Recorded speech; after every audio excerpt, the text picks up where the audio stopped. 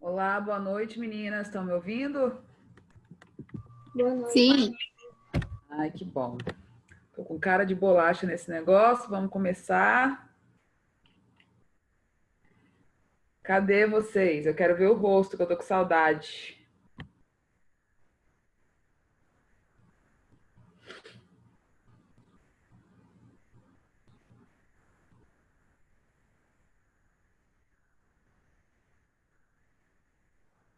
Esperar 2 minutinhos para a gente começar, tá?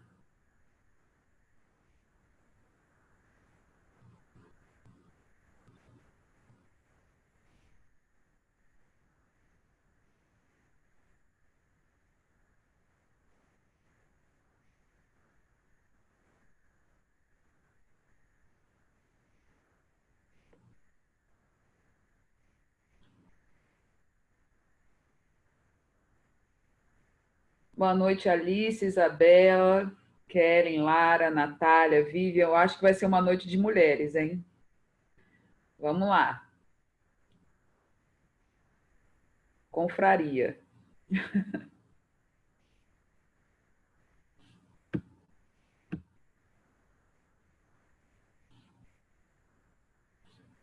Ai, gente, deixa eu ver vocês. Vocês nunca deixam eu ver. Põe a carinha aí para eu matar a saudade um pouquinho. Não aguento mais ficar dentro dessa casa. Cadê a carinha de vocês?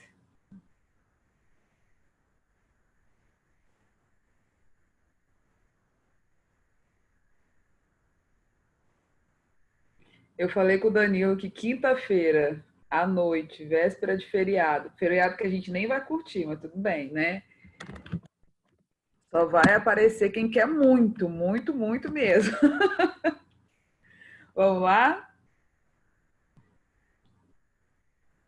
É, todo dia é feriado agora, concordo com você. Mas é um feriado sem graça porque a gente não sai de casa, né? Feriado preso. Se bem que hoje eu saí, mas saí meio assim. Vamos começar? 6h52, vou dar um minutinho só. E a gente já começa.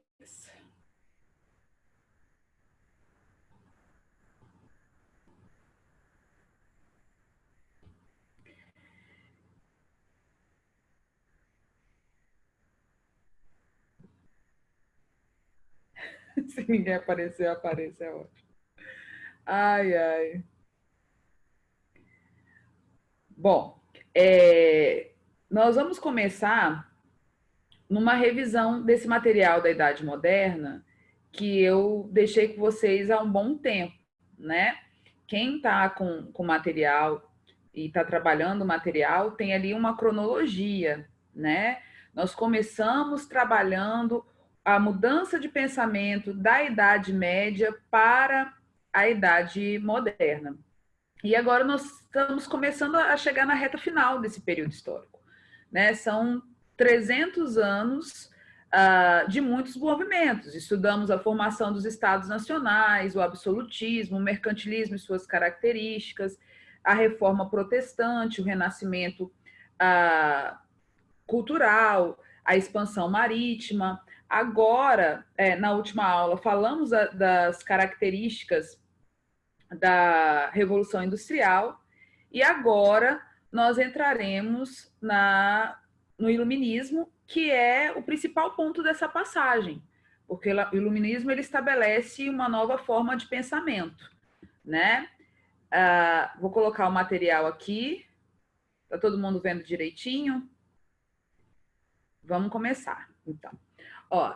O iluminismo é um ponto importante e é necessário que vocês compreendam de forma profunda, porque ele vai aparecer em filosofia também, e ele é a base de uma mudança de pensamento no meio da Idade Moderna. Lá no início, quando eu falei para vocês, olha, o pensamento medieval e o pensamento moderno, esse período de transição, não aconteceu de uma hora para outra. Ele foi se ampliando de acordo com os movimentos. É óbvio que a formação de um Estado Nacional com características absolutistas trouxe muito do que era a Idade Média. Mas o Renascimento Cultural conseguiu abrir A visão do homem que no século XVII participou da Revolução Inglesa, participou da Revolução Científica, preparando esse ambiente, esse mundo que foi o século XVIII. Né? Se você for imaginar os 100 anos, esses 100 anos, a mudança de comportamento, da forma de produzir, da relação das pessoas com o trabalho, com o tempo, com o consumo, nós vamos perceber o quê? Uma ampliação, um novo olhar. E esse novo olhar, também pautado por características de uma influência muito forte da burguesia, ele chega ao seu auge com o surgimento desse movimento, que é o iluminismo, né? Iluminismo, iluminar, trazer um novo olhar, né? Uma nova forma de compreensão do momento histórico. Então, quem foram os iluministas? Foi um movimento que atingiu todas as classes? Surgiu de onde? Bom, foi um movimento intelectual, e a base dele é aristocrática, com forte presença burguesa, num século de transição, de mudança de comportamento, de visão de mundo, uma vez que foi influenciado pela Revolução Industrial também, que mudou a rotina das pessoas, a visão sobre tempo, trabalho e consumo, como eu já disse aqui, né? E foi um movimento que abriu espaço para outros.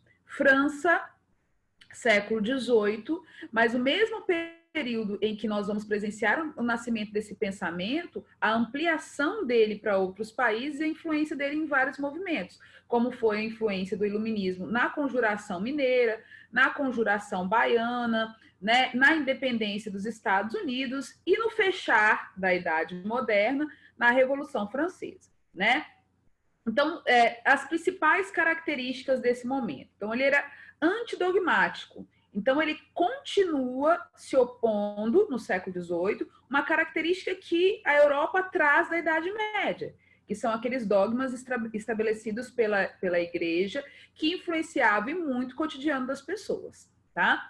A valorização da razão e da ciência, junto, né, ampliando, isso eu vou repetir aqui, a visão que nós temos no século XVI, na Revolução, no Renascimento Cultural, que no século XVII se fortalece no Renascimento Científico, e no século XVIII também é pontuado pelo Iluminismo, né? A crença nas leis naturais e a crítica forte ao absolutismo monárquico e à Igreja Católica. Então, nós estamos na França do século XVIII, que ainda trazia características feudais. Nós estamos na França do século XVIII, que ainda assistia a presença de impostos feudais e de uma nobreza que se favorecia com isso, né? Nós falamos lá no absolutismo monárquico francês, o luxo que se vivia, né, as vantagens que tinha a minoria da população. Então, eles eram críticos às práticas absolutistas, sobretudo a aproximação do Estado, da Igreja, e o envolvimento profundo do Estado com a economia, que nós chamamos lá no absolutismo monárquico de mercantilismo. Eu expliquei lá atrás, e estou repetindo aqui para vocês, que o mercantilismo, ele é o capitalismo.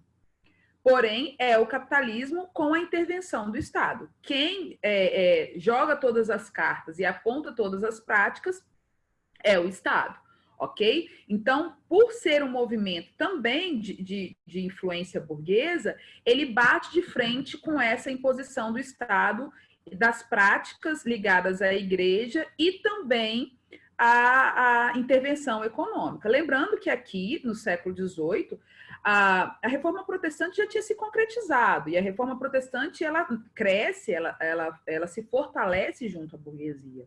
Então, a burguesia aqui, ela quer sim questionar a influência da Igreja Católica dentro do Estado francês e também da Igreja Católica junto à economia, ok? E são defensores da liberdade de expressão, da liberdade de pensamento, né, da liberdade individual. E aqui eu trouxe para vocês alguns teóricos, né? Vocês já estudaram no ensino médio em filosofia, já estudaram história, nós vamos rever as características e o pensamento desses filósofos, né? O que eles tinham em comum? eles eram progressistas, acreditavam na ideia do progresso, eram esclarecidos, tinham uma mente aberta frente ao que diz respeito à religiosidade, à economia, à liberdade de expressão, né? Acreditavam em Deus, na natureza e no homem. Essas três características juntas nós chamamos de deísmo, deístas,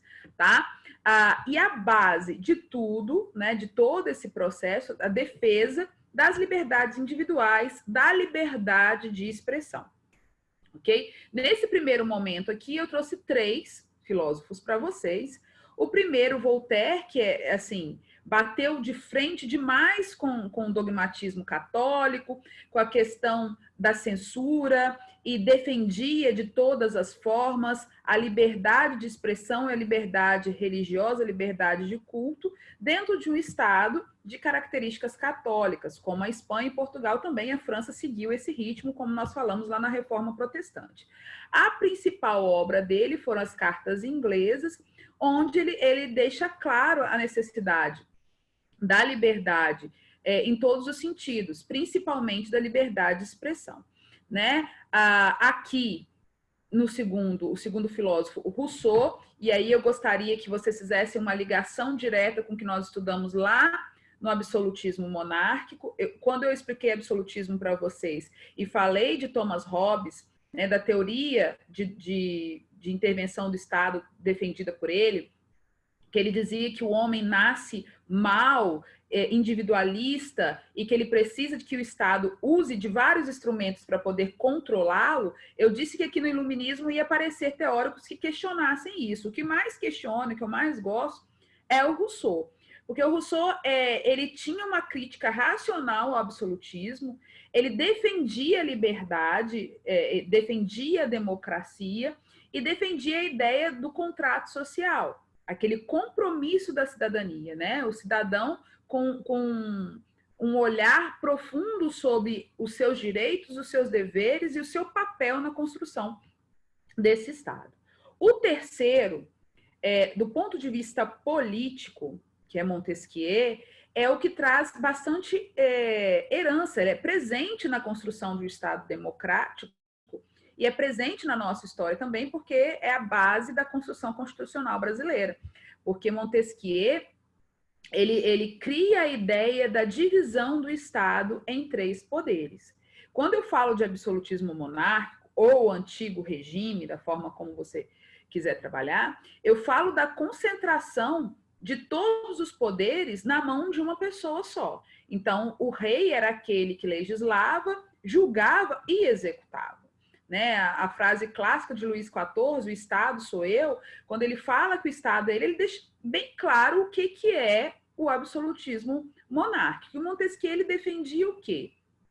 Que o poder deveria controlar o poder. Então, a divisão desses poderes, né, em três, em legislativo, executivo e judiciário. Essa ideia é trazida no século XVIII, ela é ampliada no século XIX, e aí nos Estados Unidos ela ganha uma ampliação maior até do que na França, que no final do século XVIII, no início do século XIX, passa por um processo revolucionário e depois entra na era napoleônica. Então, a França vê o nascimento desse movimento, mas a concretização desses pensamentos aqui demoram a chegar lá, chegam antes até em outros lugares, como aconteceu com os Estados Unidos, né? O quarto teórico que eu trago aqui para vocês é Adam Smith, né? E essa ideia de liberalismo. Agora sim, o capitalismo que você conhece, né? Porque quando ele traz essa nova visão, esse novo olhar sobre o capitalismo, ele defende uma ideia que é burguesa, que é a burguesia do século XVI para o século XVIII, ela cresce muito, o poder dela aumenta. No século XVIII, a burguesia industrial se amplia nisso, se fortalece de forma muito, muito profunda, e o liberalismo ele traz esse olhar de quê? De liberdade comercial, o fim da intervenção do Estado na economia.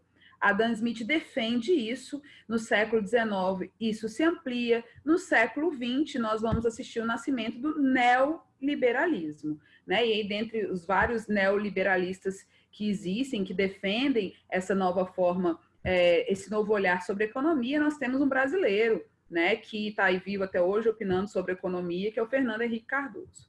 Ok?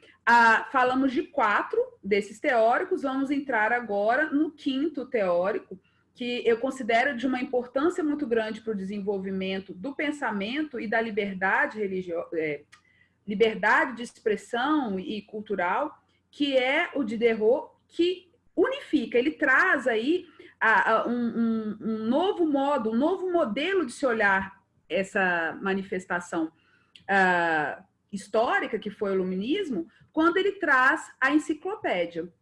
A enciclopédia é uma coisa muito distante da mentalidade de quem vive no século XXI e que acompanha a chegada dos conteúdos, do conhecimento tão próximo da gente num teclado, na palma da mão, no celular. Mas a enciclopédia, para quem viveu o século XVIII, XIX e o século XX, né? Eu vivi isso e os pais de vocês também, era o principal ponto de conhecimento, porque ele trazia ali, de forma prática e simples, não só o significado, as características de vários movimentos dentro da arte, da história, da geografia, em todas as ciências, né? O que foi a enciclopédia?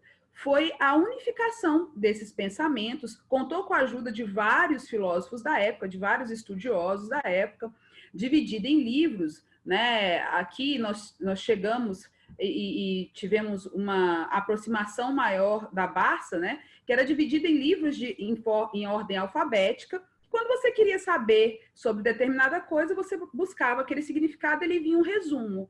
Isso faz o quê? Isso democratiza esse acesso ao conhecimento de forma mais simples. No momento em que a Europa ainda carregava aquele conhecimento concentrado num grupo muito pequeno da sociedade.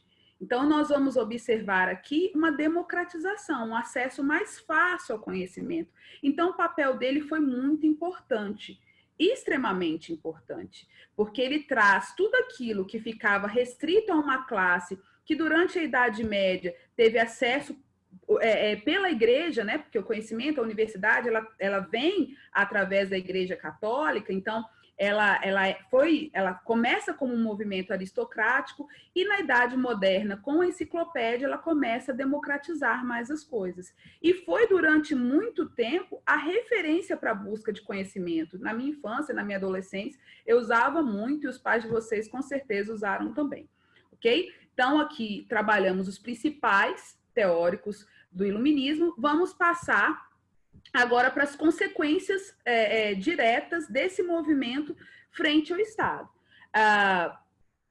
Diretamente na França, como eu disse, o iluminismo não foi tão direto e forte como nos outros lugares.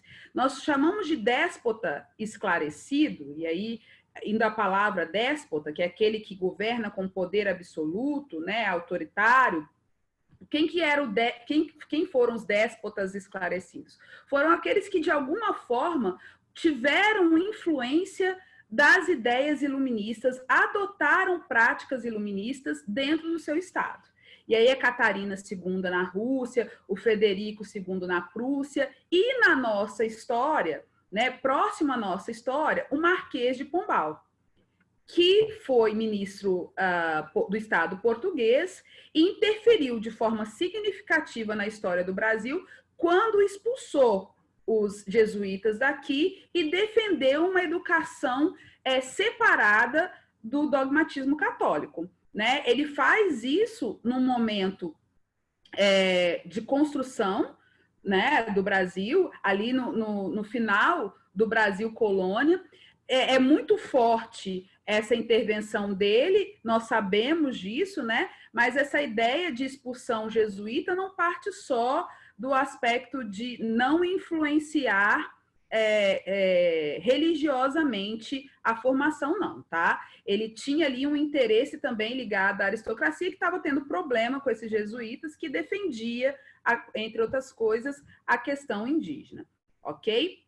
Bom, agora que nós estudamos todas as características do iluminismo e os seus filósofos, nós vamos trabalhar o primeiro movimento de grande expressão que foi baseado nas ideias iluministas, que foi a independência dos Estados Unidos, ok?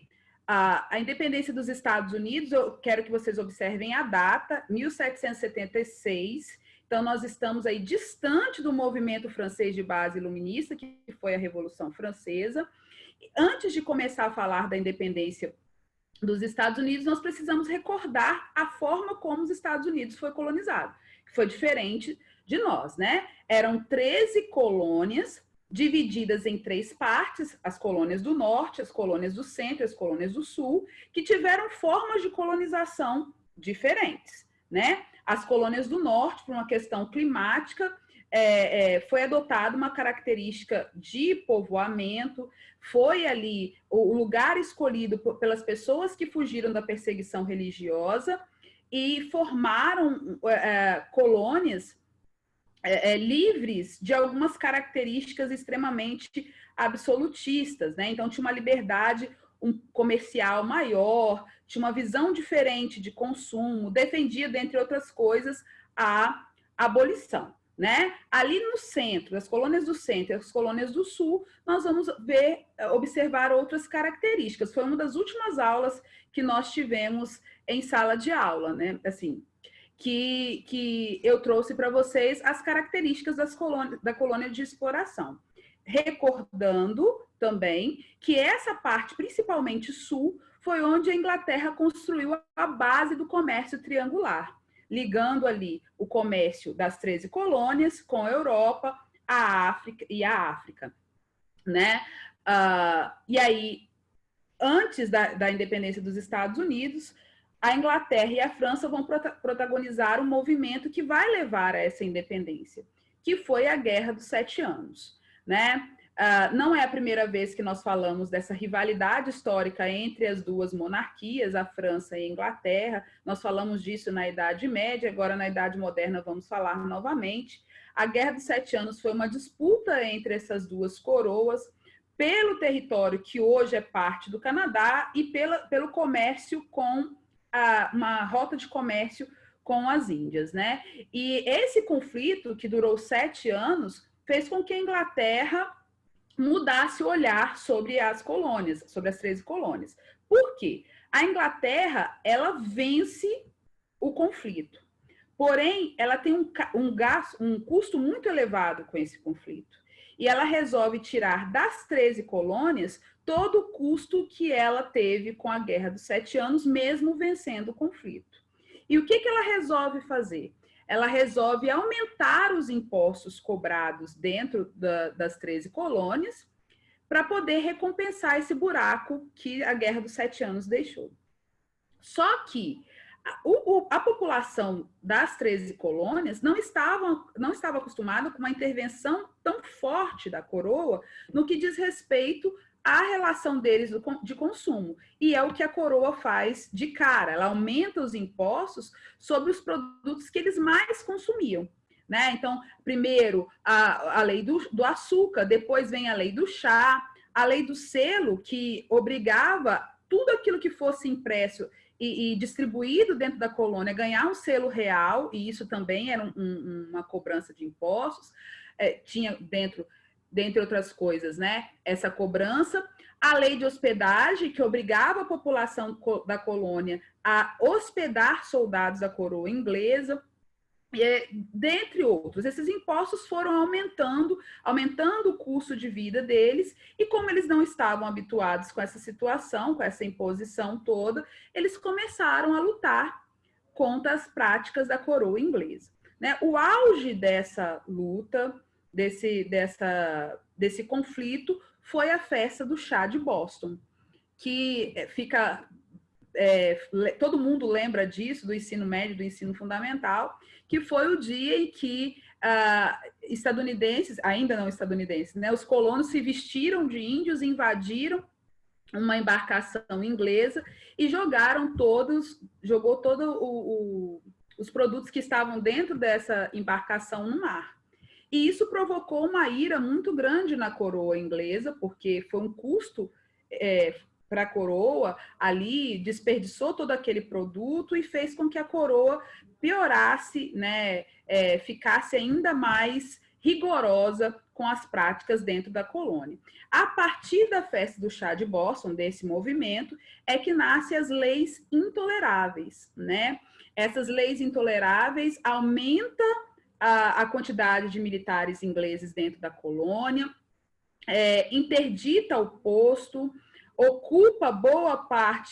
de Boston, perdão, ocupa boa parte do território com as tropas reais, proíbe qualquer manifestação, qualquer reunião de colonos contra a coroa inglesa, né? E isso, é óbvio, trouxe a união dessas 13 colônias, mesmo tendo características e pensamentos muito diferentes. Nós vamos assistir aqui a 2 movimentos.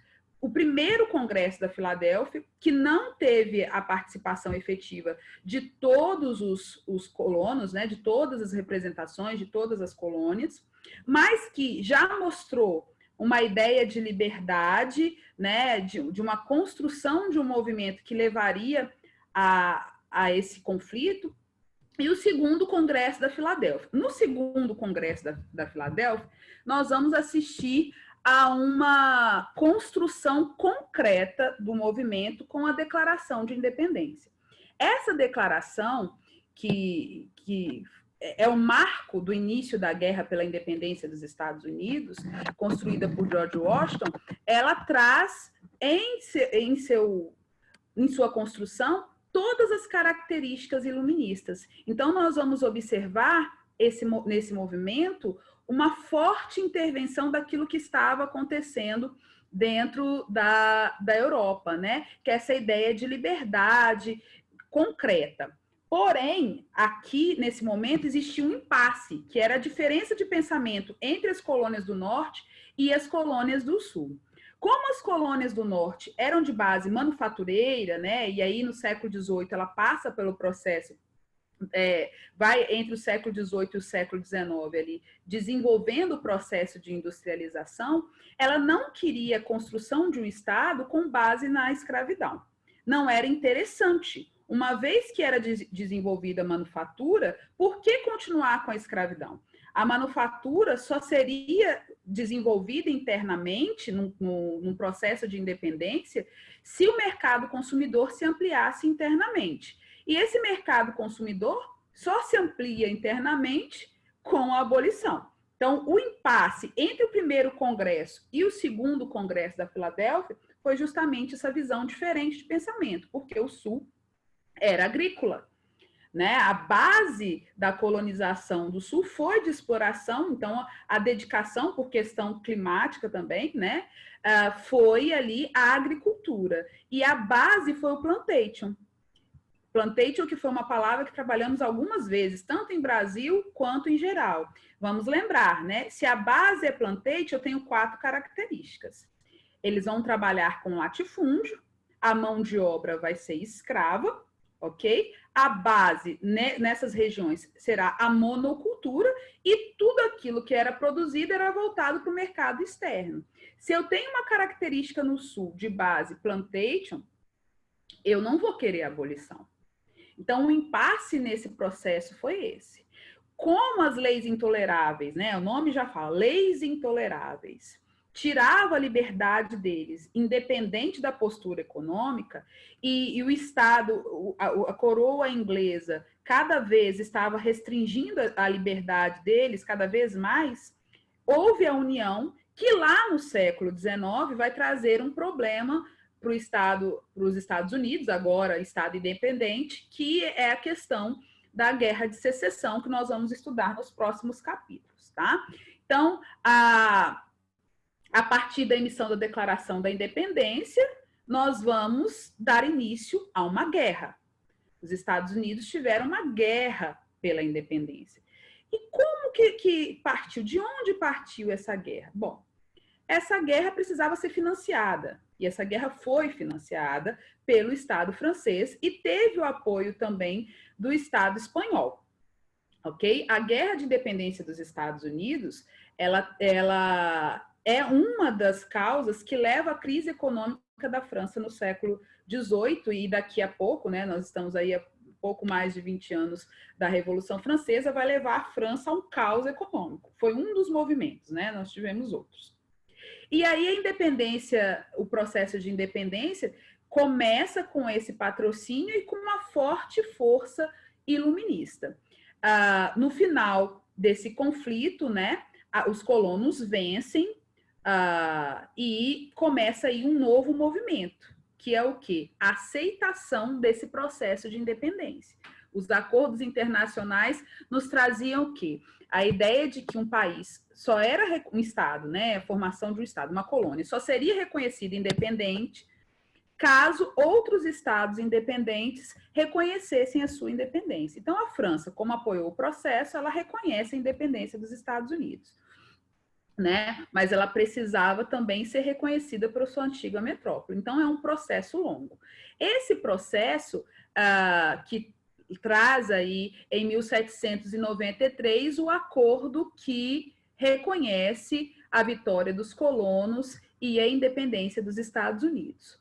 Formado agora as 13 colônias formam agora os Estados Unidos da América. E os Estados Unidos da América, dentro de uma construção constitucional, tinha alguns impasses que permanecem. Então, nós vamos... Marcela, você falou que foi o primeiro movimento de caráter iluminista, de grande expressão. Sim, foi o primeiro Estado nacional a se formar no continente americano. Mas ele se forma de forma perfeita? Não, ele se torna independente, constrói uma Constituição. Essa Constituição tinha um forte caráter iluminista, porém eles continuaram escravocratas. Esse impasse, essa mudança que leva à abolição da escravidão nos Estados Unidos, ela só acontece no século XIX de forma muito triste, tanto é que ela traz consequências para os Estados Unidos até hoje. Lá na frente nós falaremos sobre isso. Vamos lá, meninas, alguma dúvida? Até aqui a gente pode continuar? Galera, até a Aurimar está aqui. Gente, boa noite, seu Aurimar. Boa noite, você acha que eu vou perder uma aula boa dessa? Tudo bom? Cadê? Queridos, falando agora dessa transição, eu acho que eu posso usar esses minutinhos que eu tenho aqui para avançar, né? Uma vez que a gente está um pouquinho atrasado aí nas nossas semanas, né? Alguma dúvida? Ninguém respondeu. Meninas, cadê a carinha de vocês? Professora? Oi, Flor. Sobre aqueles teóricos lá que você falou, eles que, tipo, têm aquela ideia de mecanismo que tipo, eles acreditam em Deus. Então, eles acreditam que um Deus criou e pronto, ele só criou, ele não intervém em nada. Não, eles acreditam em Deus, sim, na sua intervenção, porém, não a partir da interpretação da igreja. Entendeu? Eles não são ateus, então. Não, eles defendem a livre interpretação. Nós vamos, por exemplo, Voltaire, ele era contra a intervenção da igreja, ele era contra... Isso aí, cada um tinha uma visão diferente, né? A base, a característica principal desse movimento é a ideia de liberdade. Existe um Deus, mas a forma como eu interpreto esse Deus tem que ser livre, entendeu? Entendi. Obrigada. Sem dogmatismo. Não existia dogma na visão iluminista. Mais alguma dúvida? Eu não vi quem foi que perguntou. Alguma dúvida? Mais alguma dúvida, Kelly? Não, obrigada. Gente, eu não vendo assim, eu acho tão estranho. Bom, agora que nós estamos no final da independência dos Estados Unidos, eu vou falar o significado disso para o continente americano, tá? 1776, nós vamos assistir o processo de independência. Esse processo, como eu disse para vocês, né, é um processo, né, vai demorar um pouquinho, ele se concretiza em 1793. Né, com o reconhecimento de todo esse conflito. Quando que começa a Revolução Francesa? Em 1789. Então, parte da independência dos Estados Unidos vai estar junto com o processo da Revolução Francesa. E aí, durante esse conflito, nós vamos assistir à formação do Estado com características diferentes daquilo que era adotado na Europa. Em contrapartida, no final da Revolução Francesa, vem a Era Napoleônica, 1793. Nós estamos ali num processo de transição. Quando a Revolução Francesa acaba e vem a Era Napoleônica, é que começa o processo de independência dos estados americanos aqui, né, dos outros países. Tanto é que nós somos um dos últimos a nos tornar independentes em 1824, em 1822, né? Em 1824 nós vamos construir a nossa primeira Constituição. Então, daí um período extenso de processo de independência. Os Estados Unidos são um exemplo, né? É o primeiro território a se formar, é o primeiro estado a se formar. E a partir da formação dos Estados Unidos, vem a ideia, a teoria da América para americanos. Os Estados Unidos começam a incentivar, a partir da formação do seu estado, ao processo de independência das colônias americanas. Esse processo de independência das colônias americanas, ele passa por fases, tanto durante a Revolução Francesa quanto a era napoleônica, né? O que permite com que esse processo se concretize é o bloqueio continental, e aí, através do bloqueio continental, a prisão do rei da Espanha, a vinda da família real para cá, que são coisas que vocês já estudaram e que nós vamos revisar. Porém, o exemplo dos Estados Unidos e a ideia da América para os americanos começa logo depois, com a concretização dessa independência. Então, nós vamos assistir o nascimento de um Estado que, desde o princípio, influenciou a formação de outros estados, mas também impunha ali uma certa autoridade sobre os demais. Tanto é que a teoria da América para americanos ela é muito linda na sua base, mas o primeiro estado a se tornar independente depois dos Estados Unidos foi o Haiti. E o Haiti não tem o apoio dos Estados Unidos no seu processo de independência, porque o seu processo de independência foi feito por ex-escravizados, né? Então, nós vamos passar por um momento pós-independência dos Estados Unidos, da formação de uma transformação dentro do continente americano, com forte intervenção estadunidense, tá? Como continua no século XIX, e vocês bem sabem que até hoje é assim que acontece. 9h30, eu vou passar aqui para a Revolução Francesa. Pode? Tá tranquilo para vocês? 9h30? Não, 19h30. Marcelo, deixa eu te perguntar uma coisa. Fala.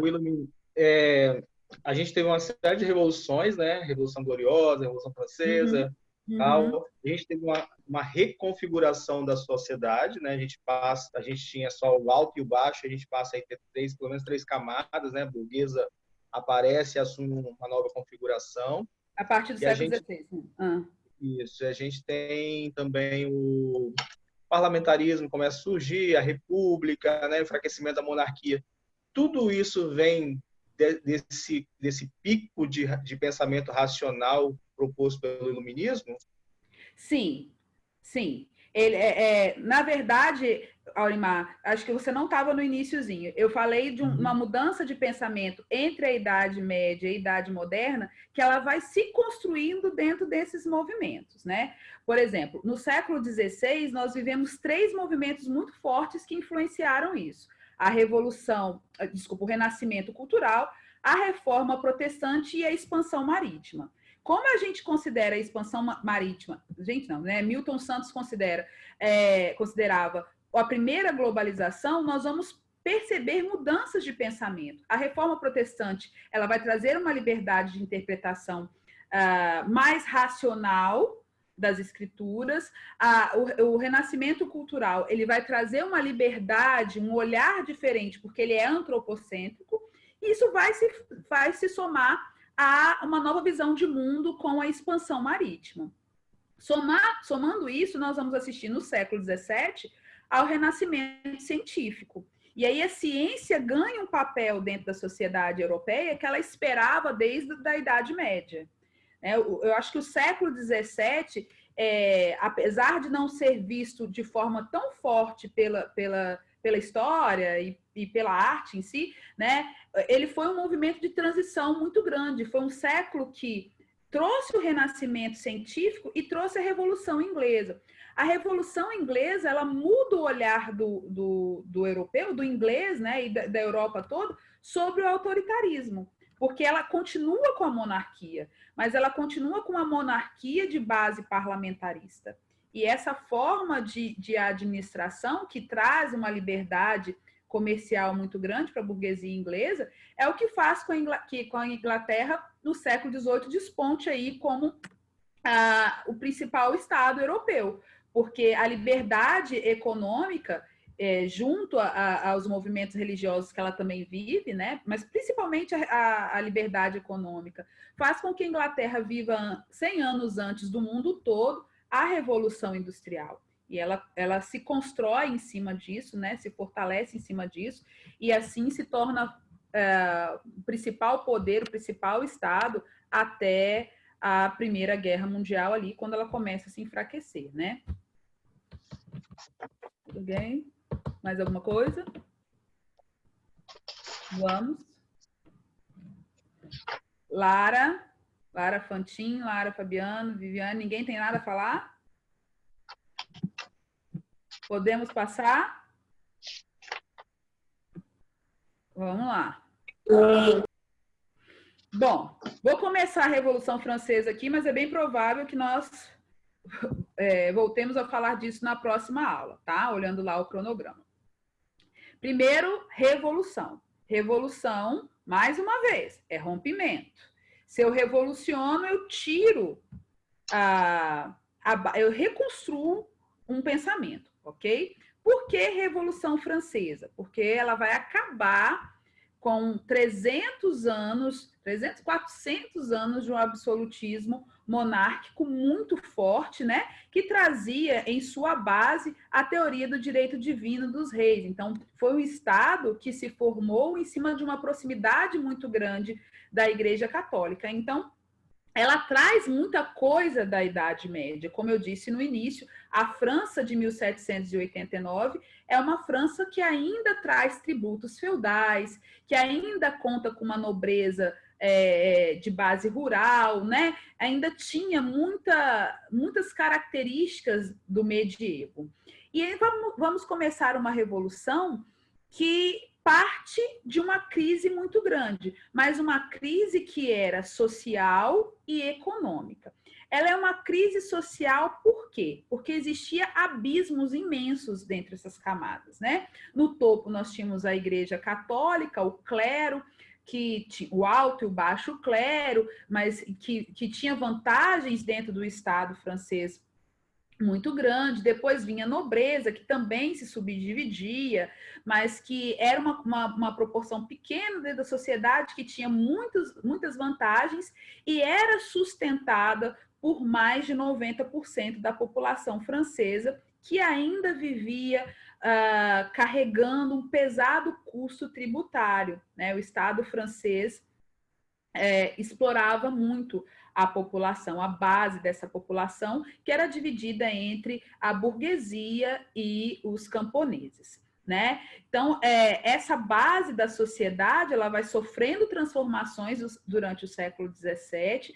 No século XVIII, a burguesia francesa já estava cansada dessa situação, ela já tinha financiado entre os movimentos que nós já estudamos aqui, e não tinha conquistado realmente aquilo que era importante para o desenvolvimento dessa burguesia, que era a liberdade comercial, né? Então, nós vamos perceber entre o século XVII e o século XVIII o crescimento, a força dessa burguesia, contudo, economicamente, politicamente, essa burguesia não tinha força, porque o Estado absoluto francês ele trazia as características muito fortes, né? E aí a França se envolve com vários movimentos externos, né? Conflito com a Áustria, independência dos Estados Unidos, a Guerra dos 7 Anos primeiro, depois a independência dos Estados Unidos. Tudo isso leva a prejuízo, porque a França perde rotas comerciais, ela perde dinheiro, ela tem um custo muito grande. No caso do envolvimento com a independência dos Estados Unidos, foi mais custo do que vantagem econômica, né? Foi uma vingança que ela queria ali contra a Inglaterra. E isso se somou ao alto custo dessa corte, que era uma corte que vivia com luxo exacerbado, joias, roupas, festas intermináveis, né? Dentro do Palácio de Versalhes, um custo nobre muito elevado. Então, em 1789, essa crise ela chega no seu auge. E Luís XVI fica sem alternativa para resolver os problemas econômicos da França. E ele é obrigado a convocar a Assembleia Nacional Constituinte Francesa, que era uma assembleia que não tinha convocação direta, ela demorava muito tempo para ser convocada. E quando ele resolve convocar, ele convoca para expor uma situação econômica muito difícil. E a burguesia, obviamente, o que ela faz? Ela reage a isso. Então, em 1789, nós temos a convocação dos Estados Gerais como ponto de partida para esse movimento revolucionário. A burguesia não se conforma com a proposta de Luís XVI, porque na rua a situação era extremamente complicada e nem a burguesia, nem os camponeses conseguiriam, através da convocação dos Estados Gerais, uma efetiva conquista. Por quê? Porque a votação dentro da Assembleia Francesa, a partir da convocação desses 3 estados, da Assembleia Geral, a votação era por estado e não por cabeça, não por representatividade. Se a votação fosse por representatividade, o terceiro estado teria um número maior de representantes, uma vez que era mais de 90% da população. Porém, a regra era o voto por estado. Se o clero e a nobreza francesa juntos tinham os privilégios, é óbvio que eles votariam juntos nessas reformas que Luís XVI estava propondo. Então, a votação sempre seria 2 contra 1, ok? E aí que o movimento se torna forte, porque a burguesia não aceitava mais esse tipo de votação e nem os camponeses que estavam cansados de sofrer com o alto custo dos impostos franceses. Essa convocação, as consequências dessa convocação, o relatório que ele passa das dificuldades que a França estava enfrentando, chega às ruas, e isso, obviamente, traz outros movimentos, né? Nós temos nessa época o aumento de alguns impostos que chegou à mesa do povo francês, né? Então, nós vamos assistir, por exemplo, movimentos contrários ao excesso de impostos sobre o trigo. E aí o movimento que reivindica, dentre outras coisas, o preço do pão, que era a base da alimentação deles. Isso vai virando uma bola de neve, que estoura no dia 14 de julho de 1789, que é o marco histórico. Aqui nós estamos exatamente na transição histórica entre a Idade Moderna e a Idade Contemporânea. 14 de julho de 1889 é o marco escolhido pela construção histórica europeia entre a Idade Moderna e a Idade Contemporânea. O que aconteceu nessa data? Aconteceu a tomada da Bastilha. O povo, em sua revolta, parte para um dos símbolos da monarquia francesa, que durante muito tempo foi narrada de forma muito romântica. Eles invadiram, pegaram armas, né? O que nós sabemos hoje é que tinha alguns presos políticos lá e um número muito reduzido de armas, que boa parte dela estava fora da França no momento. A Bastilha era um espaço do Estado francês que eles já estavam desativando, né? Mas foi o movimento vou para a rua, né? O povo foi para a rua e começou ali a reivindicar essas mudanças. E a partir da tomada da Bastilha, vários movimentos urbanos, né? A Revolução estoura nas ruas de Paris, começam a acontecer, vários levantes começam a acontecer.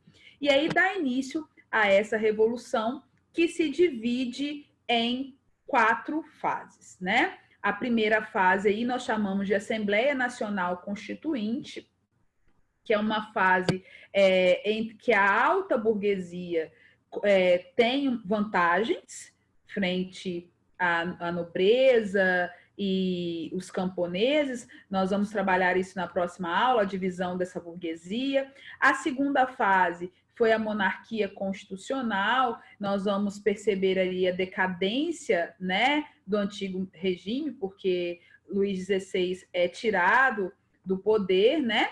A Convenção Nacional, que é a parte mais radical do processo, ou Revolução Jacobina, que eu vou me aprofundar com vocês na próxima aula, e a última fase, que é o período do diretório, né? Então, nós temos aí 10 anos de um processo revolucionário, que abre, né, um novo momento de revolução para o mundo, porque foi a partir da Revolução Francesa, né, do fim da Revolução Francesa, que nós vamos assistir os processos de independência aqui no continente americano também, ok? Queridos, eu não vou continuar porque faltam 4 minutos para acabar meu tempo aqui. Vocês têm alguma dúvida nessa transição aqui? Meninas? Não. Cadê? Não. Eu não consigo ver vocês. Não estou conseguindo ver. Vamos fazer um combinado, então. Vocês que estão estudando, com certeza, em casa todos os dias, né? Vão fazer aqui os resumos, os mapas mentais de vocês desse processo de transição. Semana que vem, nós vamos terminar, né, estudar mesmo a Revolução Francesa de forma mais profunda, porque eu preciso trabalhar aqui com vocês as características das constituições que foram construídas nesse momento. Nós vamos ter 2 constituições, a girondina e a jacobina, as consequências dessa constituição para o continente americano, porque a jacobina, ela traz modificações aqui, tá? Porque ela acaba com a escravidão nas colônias, e é aí que estoura a questão do Haiti que eu falei com vocês. E o que foi o diretório, o fechar dessa revolução. Como isso demanda mais tempo e não vai dar tempo aqui, eu vou encerrar e vocês vão construir o resumo da Revolução Francesa, né, nessa semana para o nosso encontro da semana que vem. Pode ser? Pode? Uhum. Só que semana que vem eu quero ver o rosto de vocês, porque eu tô com saudade, vocês não deixam ver? Cadê? Eu quero ver vocês.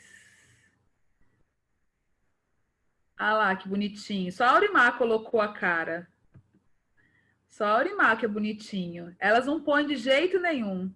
Eu sou bonito. Eu tô adorando esse negócio de dar aula sentada na cama. Eu já falei para vocês, né? Tô achando o máximo. Tô me sentindo aqui. Gente, bom feriado para vocês, viu? Tô com saudade. Até semana que vem, se Deus quiser. Beijinho, fofinhos.